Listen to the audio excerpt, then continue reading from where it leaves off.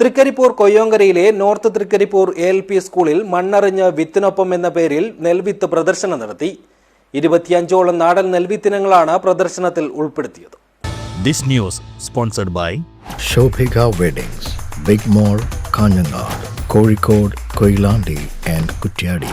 സ്വർണവല്ലി, മുണ്ടോൻ, ചിറ്റേനി, പുഞ്ച, ഏഴോം, ഉമ, ജയ, മുണ്ടകൻ, പൗർണമി, തൊണ്ണൂറാൻ, ഞവര, തവളക്കണ്ണൻ, ഐശ്വര്യ, രക്തശാലി, ജ്യോതി, വെള്ളത്തവൻ, നവര, ജീരകശാല, ചോമൻ, കൊടുകയമ്മ, പൊന്നാര്യൻ, നമ്പ്യാരമ്മൻ തുടങ്ങിയ നെൽവിത്തിനങ്ങളാണ് പ്രദർശിപ്പിച്ചത്.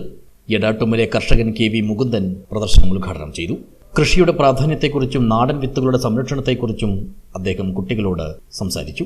ചടങ്ങിൽ school PTA president M. Rajesh അധ്യക്ഷനായി. കർഷകനായ KV മുകുന്ദന് ആദരവ് നൽകി. കൃഷിയുമായി ബന്ധപ്പെട്ട സംശയങ്ങൾക്കെല്ലാം ഇദ്ദേഹം മറുപടി നൽകി.